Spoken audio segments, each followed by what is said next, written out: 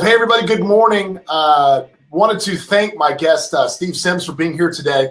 The reason I had Steve on, I am so excited to have him on, is because the number one question that I always get when people come to the company or call me or ask about Simply Vegas, because we do sell a lot of high-end real estate, is how do I sell more high-end real estate? And as agents, we are always prone to go to these conventions or go to these seminars or talks that people have where they stroll out the high-end, agents in that marketplace across the stage, and agents sit in the crowd and ask them questions. And my firm belief is they tell you just enough to get you dangerous, but they're not going to tell you everything. And the reason they're not going to tell you everything is because at the end of the day, you are their competitor. So when I started thinking about this, Steve is a guy that I've known for about 8 years. And I followed him religiously. I'll tell you a little bit about how I met him, and then we'll get more to him. But about 7 years ago, I guess it was, I bought a car. I bought a Jaguar and an XJ. And in my XJ welcome package, I had this little card that said, "You get this complimentary membership to the Bluefish." And I was like, "What is the Bluefish?" And my phone rang about maybe 5 days later. And it was Steve on the other end. And Steve tells me that he has this company. I'll let him tell you a little bit more what it is. But the reality of it is I like the pitch so much. I'm that guy because I am a sales junkie. I mean, I do everything I can to try to perpetuate myself and make my sword sharper, if you will. So if somebody calls me with a good pitch, or I like the technique, or I like the approach, man, I dive in. And Steve was so good with me on the phone at building rapport that very first time that we ever spoke. And it was so crafted and so well done and so natural and so free flowing. I started kind of following him. I mean, he didn't really realize I was doing it, but we would talk from time to time when he would have events that were coming up or trying to see if there was anything that I needed.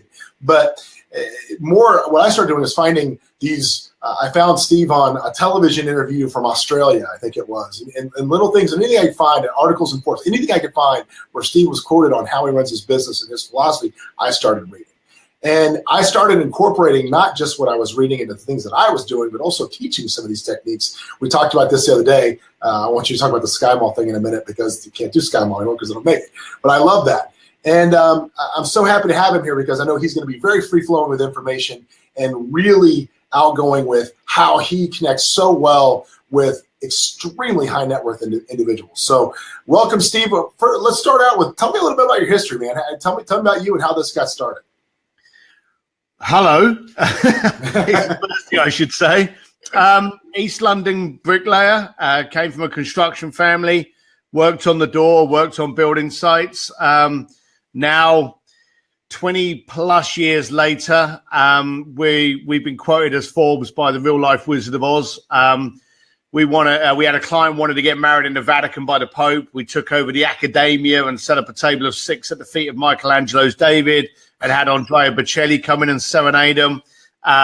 We've had guitar lessons given to clients by ZZ Top. We've had drum lessons by Guns N' Roses. We work with Elton John for the Oscar. We support that every year for his Oscar party with Steven Tyler and all those people. We are the people that you don't really know that give the high society their interesting cocktail stories. Now, this all started. Now, this is a made-up job, is what you like to say. I know you made this job up, right? I did, yeah. So this wasn't like you went to a college and it was one of the electives you could choose and go. So how did you come to craft this? I know it was Hong Kong is where this started, correct? Yeah. So I talked my way into a job when I was in London to have them send me over to Hong Kong, believe it or not, as a stockbroker, and they fell for it. They were qualified for that, not qualified at all for this. No, God, no. I was a bricklayer. I literally turned up at this bank to see my buddy, and they were doing a seminar on brokers going there. I went into the seminar because they had a breakfast buffet, and I was just eating. I challenged myself if I could consume the entire breakfast buffet. And during this, I heard about these brokers going to Hong Kong, and I just went up to the lady at the back. I had nothing to lose, and I went, "Have you got my name in there?" And she went, "No." And I was like, "Oh, my God." And so she wrote my name down, and I got a ticket to Hong Kong as a stockbroker. And I arrived on the Saturday, and I was fired on the Tuesday. So the shortest finance career in history, I'm thinking. And a narrow miss of a bullet, I think. If I'd have managed to get through it, then it could have been devastating. But I ended up working on the door of a nightclub, started putting on events, and it was very simple. I am very simple. And I thought to myself, if I'm going to bring people in, they've got to be cool. I'm a great believer that my gut is far smarter than my head. So they've got to be cool. I've got to be able to resonate with them, and they've got to be able to afford me. 2 factors. That's all I cared about. If you were cool and you could afford me, I'll have a beer with you. But if I'm going to go into business, then you've got to be able to afford me. And so I would invite rich people, and I would network to find out who's coming to town, who's now got a new job, who's got a new promotion, who's got married. And I would communicate with them and go, hey, congratulations. Well done. Great to be here. By the way, I'm throwing a party next week. It's only $500, but I'd love to see you there. This is the location and this is the password. And I started doing that and found that a lot of people liked to go to those kind of environments. Now, I did it with the delusion that if I knew enough rich people, they would give me a job. So I was setting up these incredible events, and they started off in dingy little clubs, ended up being in penthouses and mega yachts. And so they really went to the extreme. But I always thought that I expected, and this was the dumb thing, I expected one of them to come up to me one day and go, Steve, you're so good at whatever it is you're doing. We'd like to employ you for a gross amount of money.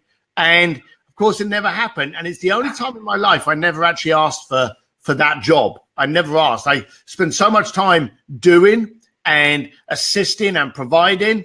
Before I knew it, I had a network of people that needed and used me for these things.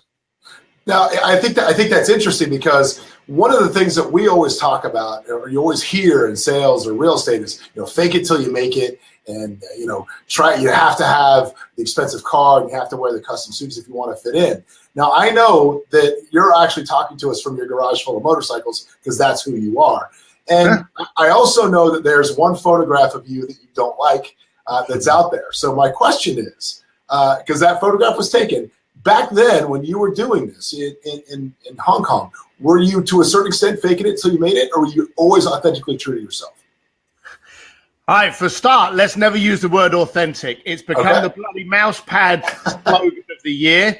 I'm a great believer in transparency. Okay? I want you to understand me quickly. I want to be impossible to misunderstand. Coming from a bricklaying background and a construction field and not having a lot of money when I was young, I was ignorant to what I could have.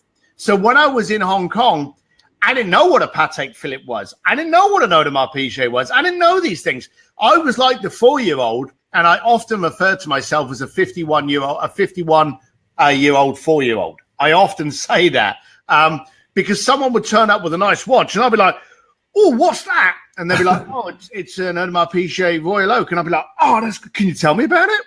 And I would be eager. I wouldn't be intimidated. I wouldn't be kind of like, oh, it's a pleasure. Hey, nice watch. That's lovely. Why did you buy that? Are there other watches that you would have bought? And I would be always very inquisitive. So I never faked it. The picture that you're talking about, you heartless person for bringing it up, was when I did, and it devastated my life. And I've tried to keep it there as a rock to remind me of that. But I never faked it when I was in Hong Kong, because I wasn't intelligent enough to be able to fake it. And I think that was part of my secret sauce, because I would, and I've always been on motorcycles. In fact, the picture you're talking about is the only time I physically ever purchased a car. I was born on motorcycles, and I hope I will die on motorcycles. Not soon, but you know what I mean. But there was a period that, as I started getting more successful, like all entrepreneurs and all successful people, you start doubting yourself.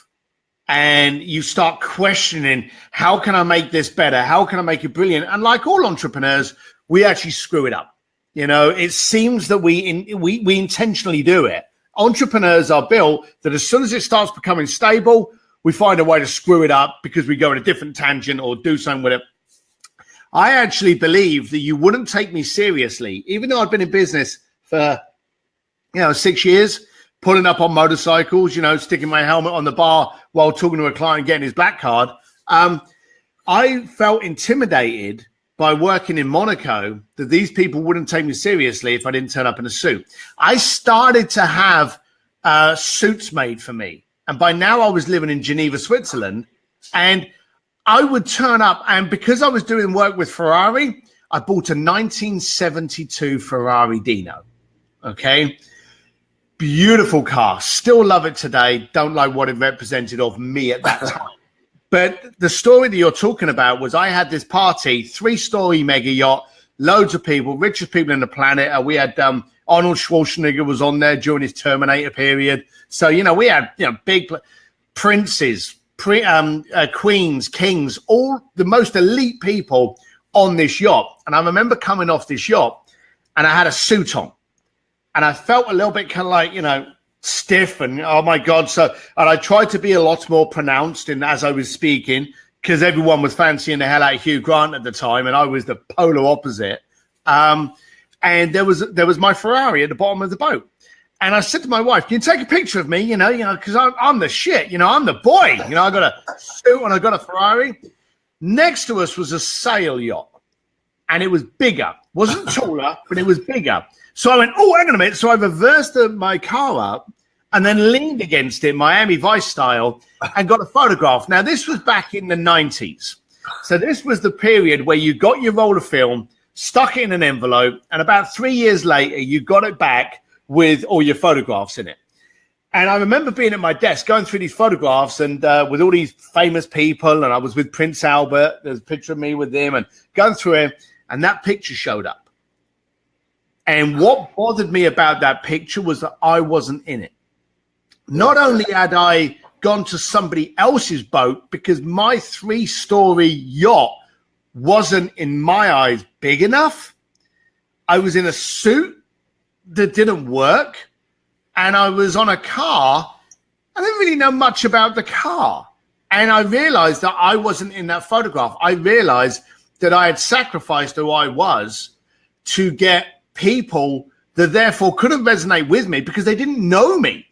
So I was losing friends. I was making money. I was gaining clients who I had no connection with whatsoever. So we literally decided to kill that person from the picture. And there was an event in Switzerland, which I'd gone to every month. And I said to my wife, I'm going to go there. And I said to myself, maybe the social dynamic of these parties has changed. So maybe it's not me. Maybe something's happening and I need to get a grasp of it again. So if anyone's ever done golf, karate, any of these things, they always tell you go back to basics. So I literally got back on my bike and rode down to this party, walked in, bike jacket, crash helmet in my hand, got to the end of the bar, sat down. And there was this guy that I wasn't friendly with. I wasn't a friend of mine, but I knew him every month, this event. And I'd never missed a month of this party. Okay. He walked up to me and he turned around. He's like, Steve, I haven't seen you here for months. And in that split second, I realized that's because I hadn't actually been there. This person who I was pretending to be had. And it was so clear that he made that comment that it struck me hard. I think I started to tear up at the end of the bar, which is not a good sight. And I decided at that time, the car went up for sale the following day from that party. I like wearing a nice suit, but I was going to wear the suit and the suit wasn't going to wear me. And I went back to jeans and T-shirt. And everywhere I go, I've turned up to Elton's, I've turned up to Prince's, I've turned up to royalty on a bike. When I travel to other countries, I don't rent a car, I rent a bike. And I will pull up to my appointment on a bike.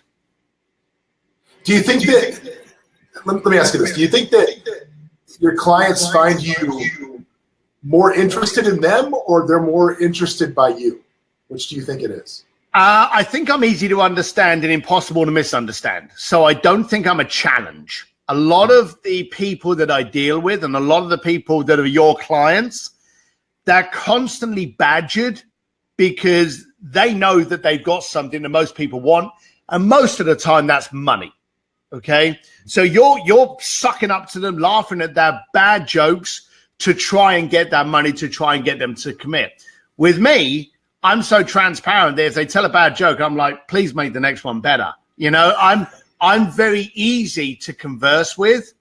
And I think a lot of people have said to me before, which has been kind of strange, that I'm very relaxing to converse with because I'm not challenging to go, oh, yeah, I've got that watch as well. Oh, yeah, I've got, there's none of that. I haven't got a watch on, but it's just, I'm very easy to work with.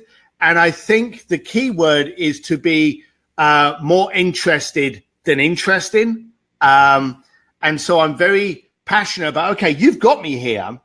Why am I here? Why did you reach out to me? You need me for something. I need your checkbook, but you need me for something. So what is it? What can we discuss? And I make it very clear and simple. And when it's that simple, you can't help but resonate. And if it doesn't resonate, walk away from it. Well, that's an interesting thing too, because all of your clients now are referral based. It is pretty much, I think, 100%. Oh yeah, we've never had a telephone number on our website. You've never been able to contact us without buying membership. And membership's $5,000 a year, and for that you get our phone number. Yeah, pretty much. So my point is though, how do you get say I'm a new person trying to break in, not to what you do, but into that high net worth clientele? How do you get over that hump with that first client, and how do you make that client your cheerleader? I know that you say in your book at one point, I don't want to give too much of it away because I want people to buy it, but I know you talk about one solid recommendation from one person is worth more than 20,000 postcards. So how do you hit that first? How do you hit that first client and that first relationship, and how do you nurture that and work that person to help you get those referrals to come out? Well, we're doing the same thing. We're in the same industry. We're providing something to people that can afford it. That's as simple as it is, whether it be a car, a jewelry, concierge services, or a phenomenal penthouse or property. We're doing the same thing. We're providing something to people that can afford us. And therefore, quite simply, first of all, you've got to realize they need us. You can't force someone to buy something they don't want. Okay. Maybe you can if it's $10, but not when it's 10 million bucks. So they need something. So they need to first of all feel that you're the person that can. That person needs to be the only client that you have, the only person you've ever had. Every time I discuss anything with a client, they are my pinpoint focus, my laser attention. And I want to find something out of them which is completely abstract to why they've got me there. Now, you mentioned earlier about a lot of people get up on stage and talk about a certain amount because they don't want to give the game away. Sure. I want to give the game away. I want to pull the curtain down, because if you're better at doing what you're doing, it makes people communicate better, and that's a world I want to be in. So I'm not holding any secrets back. You can ask any question you want, and I'm going to answer it. So when you're speaking to a client and they come to you because they want to spend $1 million on something, let's pick a property. Okay, they're looking in a certain area. When you're communicating with them, I'm not talking about tweeting or, texting. I'm on about chatting. I'm on about conversing. I'm on about sitting down face to face or over a Skype.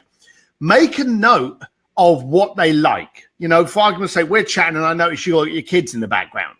Okay, so make a note of the person. Make a note of what they're talking about. Maybe ask them about a struggle. Oh, how did you get over here? Oh, do you like traveling a lot? Oh, I don't really like traveling. Oh, so where do you travel to? Find out something which is abstract to the point of the conversation. And then after the conversation, a couple of days later, send something to them. Now, it could be a link of an article on how to travel better. It could be a link, like for argument's sake, I'm going to send you a link, but I will tell you what I'm going to do. Okay.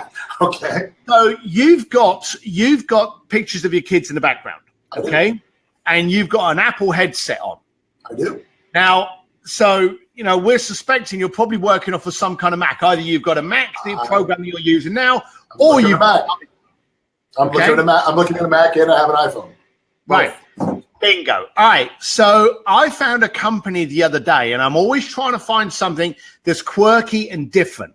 There's a company that makes Bluetooth wireless speakers in the picture of whatever picture you want. Okay. So you can actually send them a picture of your children, okay? Uh-huh. And they will send you back the exact same as what you've got behind you, but behind the canvas is actually a flat technology speaker system. And it's good speaker system. Their prices start at $169. Totally affordable? Yeah. Totally affordable. Totally. You buy a bulk of them and you get them even cheaper. Okay. Mm-hmm. What you can do is you can find a really good picture, send it to these people. They will send you this speaker directly to you. Now you've got something that you can listen to really good music from a picture. Now I can send that of your kids. I can find out what passion you've got. Maybe it's a Ferrari. Maybe you'll make a note in your Facebook page that, oh my God, I really want this yacht. I take a picture of the yacht. I send them a picture of the yacht and I go, there you go. You're now listening to your vision board. Okay. Mm-hmm. Those kind of things. Now, I will tell you that's expensive to what I usually do. Mm-hmm. I will speak to someone and then I will actually subscribe to a magazine for them. Okay, so every quarter they get a magazine and they go, oh, that was from Steve. It's amazing how many times each quarter I get texts and phone calls, and I'm literally thinking to myself on my fake watch, I'm thinking to myself, magazines have dropped. Okay, but I went to a party, and this is probably a good one in your circle. I went to a party up in Ohio. I'm here in Hollywood at the moment, and the guy was a collector of wine, exotic cars, and horses. Okay. Now, he had this party to show off this new house. So he had friends, vendors, partners, business associates. Anyone was trying to get into this party because the guy was well known to be rich, and this was his night where he was going to show it off. All right. So I get there, get off my motorbike, and two guys get out of an Uber. And I recognize these guys because they've tried selling me jet charter services for my clients before, and we haven't bit. In their hand is a box of wine. Okay. Now, they've obviously done that research. The guy likes wine. The guy likes horses. The guy likes cars. Therefore, the cheapest one to purchase is wine. Okay. Do you know much about wine? Do I know much about it? Yeah. What my wife tells me and what she says. Right. Would you dare take a box of wine? You think is a I know that much. This is a ballsy risk. For me, if it's wine in a box, that's all I know. I had no idea, but this guy was trying to show off with this wine. So I knew it couldn't be cheap. And I think by the looks of it, there were 3 bottles in there. It looked like one of those wooden boxes with a little bit of rope on it. And I walked in and they were trying to make this big show of, oh, we've got you this wine. He's got loads of people coming in. Intelligence should have told them that he's not going to have the time to go all girly-fied and glitzy over this wine. So they walk in. I was behind them. I was having a real giggle at this because I like to analyze how people work. They hand over the wine expecting there to be like a drum roll and all of a sudden the confetti to come out. And the guy goes, oh, thanks, puts the wine behind him. Step inside, have some drink, enjoy the party. Dead. Nothing. So I walk in. Hey, how are you? Thanks for bringing me along. I really appreciate it. I don't know how long I'm going to stay, but, it looks a cool place. I'll mooch around. So I go off. As the night's going on and he's going around, these guys can't recreate the giving of the gift unless they run up to the front door, pick it up, and then try and do it again. But I turned around to him and I said, look, I know you like wine, horses, fancy cars. I don't know anything about any of those things. But I do know when my wife asks me to open up a bottle of wine, that annoying bastard piece of foil on the top, I often cut my fingers on. And I pulled out of my pocket a little foil remover. I went, I bought you this. It may save your fingers. And I gave it to him. And it cost me $20. Okay? And he was like, oh, thank you. It was a detail, a consideration. Now, later on that evening, he stands up on this slight raised platform. He's got a desk and he wants to serve some of his favorite wines to his friends. Every bottle of wine he was undoing with my little cork thing. And I thought to myself, he's using something I gave him. So I know some guy loves shoes from Italy. I bought him a bone shoehorn because the metal ones you can't take through baggage claim anymore. You can't take through TSA because it's metal. Okay. You buy him a bone one, you can take it through. So I try to keep thoughtful gifts under $35. If you know someone's traveling, a travel plug. If you know they're going somewhere, maybe an easy course on the best food or how to cook Italian. Something cheap and cheerful that just shows them you actually paid attention to that conversation. Well, I think that brings me to my next thing I want to talk about, which is communication. I know that you're a big proponent of video, as I am. And obviously, we've seen why that today. I mean, you picked up just on watching this that I'm running Apple earphones and the kids and everything else. It's amazing what you can pick up when you get face-to-face. So, talk a little bit about your philosophy about communication just from there. Well, you've already said it. We're having a chat here. We could have this conversation over the phone, and I would be able to pick up on your tone. But I wouldn't be able to pick up on where you're sitting. I wouldn't be able to pick up on the Apple. I wouldn't be able to pick up on the kids. I wouldn't be able to pick up on any of those things. Okay. But everyone's got these smartphones. What I tend to do, and I do it a lot of the time in here, is I will record a video and I'll go, hey, John, I just wanted to say, I know we haven't talked for a little while, but I want to reach out to you next Tuesday. Is that okay? And you push send and you send it via text. Okay. Now here's a little quiz for your folks out there. Okay. If they want to play, how many fingers does it take to delete an email? It takes one. How many fingers does it take to open up an envelope? Like 5. Probably, you can open an envelope with one hand. Well, hold it and then use the thing. So you got 5 fingers on one thing, I guess. Okay, perfect. So you are engaged. If someone gives you a letter, and you can try it, give someone a letter and then say, oh, check your emails. And they're like trying to check their emails without elbows. They can't do it. So I try to do stuff which gets people as engaged as possible to stop them looking at the other stuff. So I will do a video text because we all know we wake up in the morning, we're pouring the coffee, you look at the phone, you see you've got 200 emails, you got 5 or 10 texts, or maybe 2. What do you answer first? From the text or the emails? Oh, the text for sure. The text. What if one of those texts has done a push notification and it's got my smiley face going, on your text? You're now like, oh, what's he up to? So you push it on, then you play it. And from that text video, you're now getting all of this. Oh, he's in the background. He's got bikes. He's got his black T-shirt on. He's very enthusiastic, or he's very down. You get far more communication out of visual than you do out of simple text. And you need to understand this. This is very important. When you send a text message, and when I say text, I mean copy, in text, in tweet, in Instagram, in Facebook Messenger, in email, understood that the recipient has the ability to read it in the worst possible way. Now, if I turn around and go, John, beer tonight, 7:00, I'm here smiling with you. You're thinking, yeah, that sounds a good idea. But if I send it on a text and you've just lost the biggest deal, or worse still, you've just found out your accountant has run off with all that money, that text is going to come through sounding demanding. So you've got to be careful. Thank you. My wife just brought me coffee. So I really believe that whatever you write should be real short. Brevity is king. And you should communicate on the understanding that whatever you're sending, people will read it in a negative way. And if you look at it that cynically, you'll be better at writing the copy. But you don't have to worry about the copy if you video it. Mm-hmm. That's true. That's true. So I have a question. So we talked earlier, something else, another concept from your book that I really like is the chug test concept. Now, in the real estate business that we're in, a lot of our clients, we deal with them maybe every 4 or 5 years as far as actually having a transaction.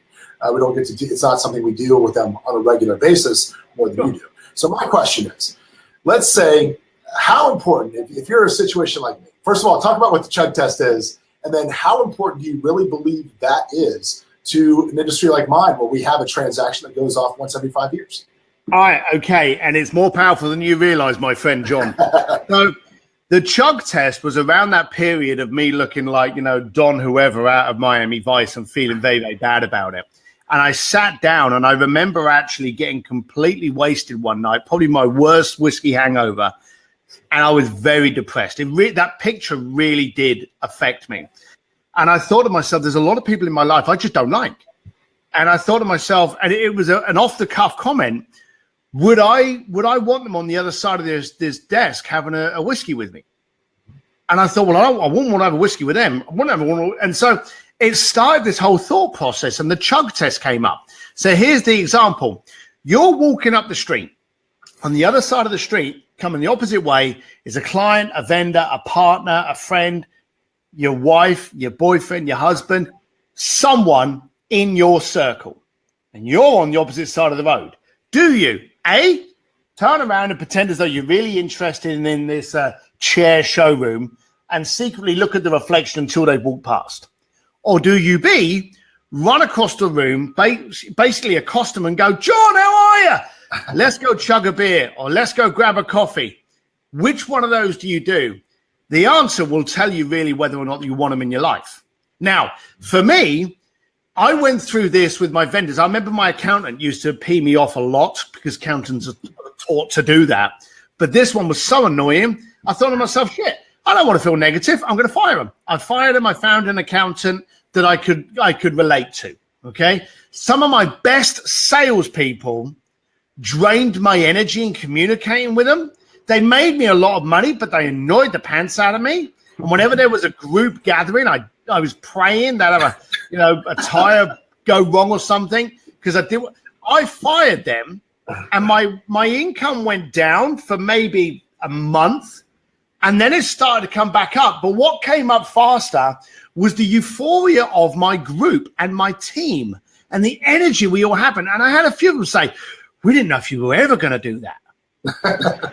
And, no one ever tells you that beforehand, but it made it. Now you're sitting there going, well, I only sell one penthouse every 4 years to this guy. I don't need to do that. Go back to the referral business.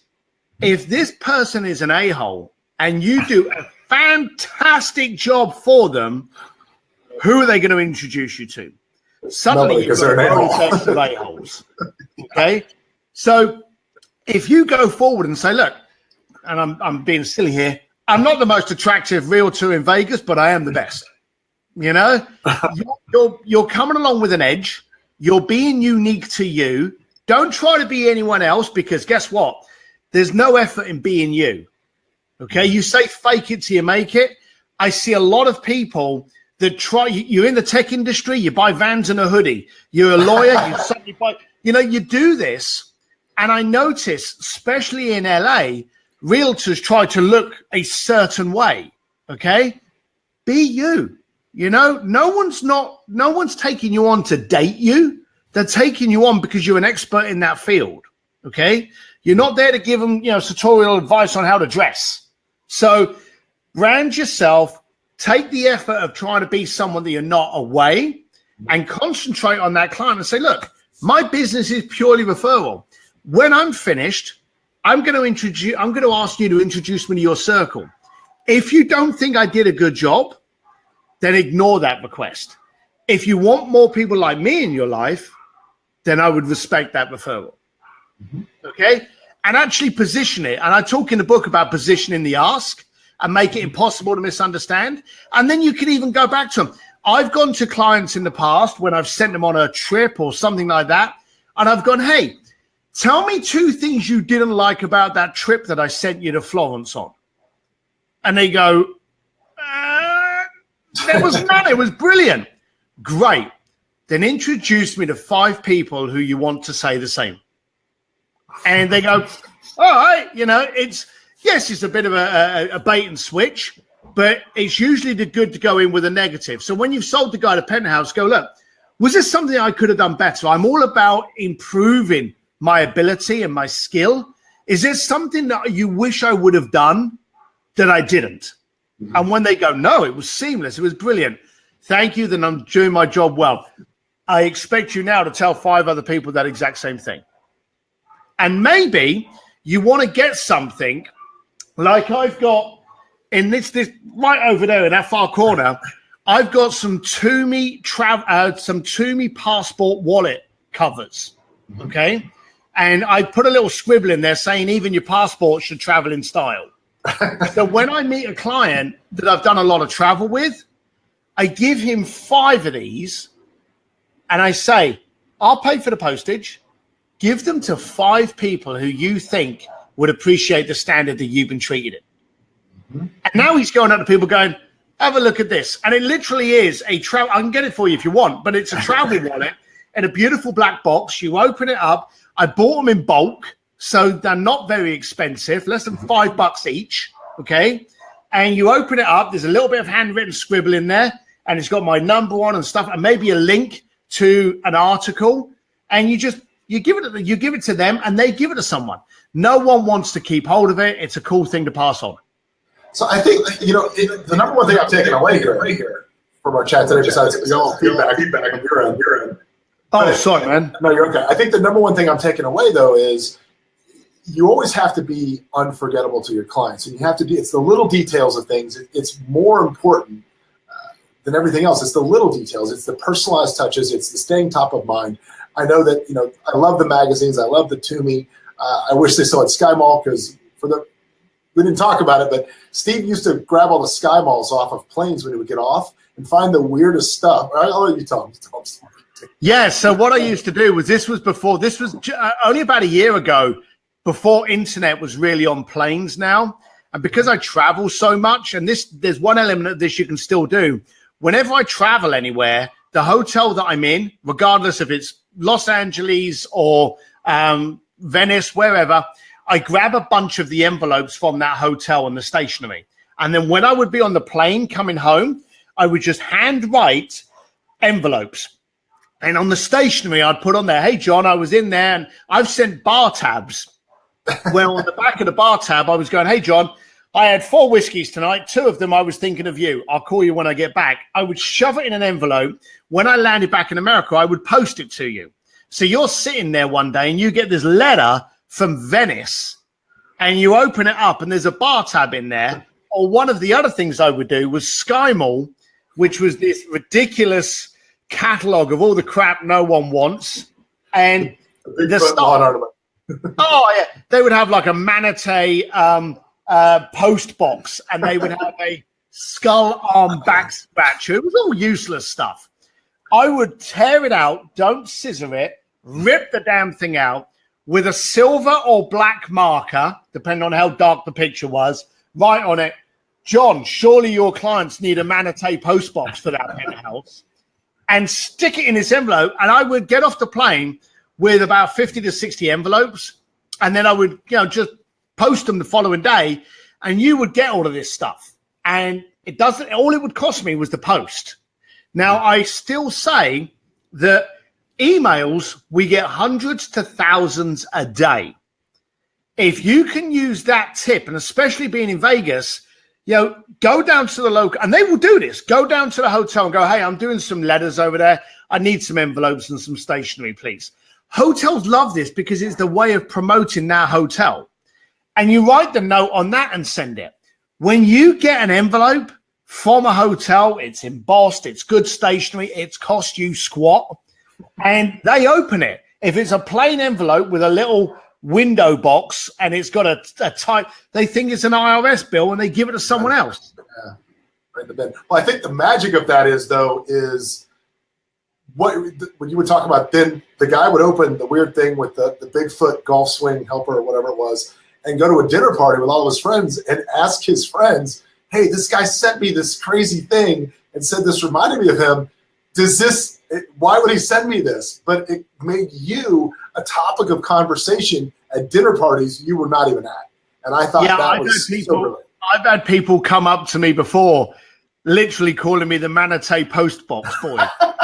And I've gone, do what? And they're like, Johnny owns 25 aircraft and has been around the world with some amazing things that I've done for him. Yet the story they can remember is when this idiot British biker travels the planet with the rich and famous and sends me a Manatee post box ripped out. I actually, I had a referral with someone, and before the referral, before meeting the guy, I said, look, let's get together. I found out by Googling and stuff that he was a Porsche addict.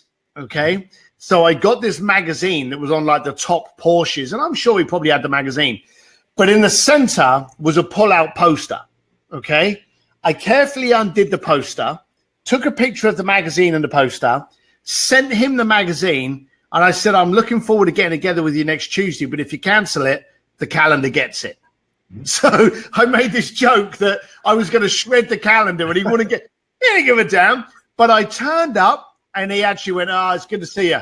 Where's my calendar? Of course he did. So it's all about being you, being happy to be you, being transparent as to what really resonates with you, but really picking up on those little bits. And it's those little bits that really sting. I remember, I think it was Greg Reed said that no one ever got stung by an elephant. They get stung by bees and gnats. It's the little things that sting you. Mm-hmm. No, it's great. Well, I want to talk about, obviously, the book. The book is awesome. Realtors that are out there watching this, I know you guys don't read, so on Audible at 1.25, it's about 3 hours and 47 minutes to listen to in the car. But you're in all day anyway, so you might as well. But yeah, talk a little bit about the book. I want people to go buy it. It's called The Bluefishing. You can get it on Amazon, get it everywhere. So talk about that. So I don't want to sound boastful, but we've always been asked to do a book. Yeah. So we've always been asked to do a book, but every single book or every TV show's been about, can you name your affluent clients? Can you talk about the celebrities? And we've always gone, no, because if we did, we'd be dead by cocktail hour. So this time, for about the past 7 or 8 years, I've done a lot of speaking engagements with entrepreneurs on how to brand, how to market, how to increase an ROI, how to get the right clientele, how to build your unique property. I've always talked about that. And then finally, very fortunate, I got approached by Simon Schuster, who said, would you be willing to do a how-to book that talks about some of the things you've done, like with the Vatican, but then breaks it down into 12 easy steps, how you built up that relationship, how you did this, how you maximized it. So there's a cheat sheet that someone can take into their business. So it's called Bluefishing, the art of making things happen. Because you have to make things happen. It's not called sit on your ass and it will come. These are the tidbits for you to be able to simply action, because anyone listening to this and watching this knows that I'm not complicated.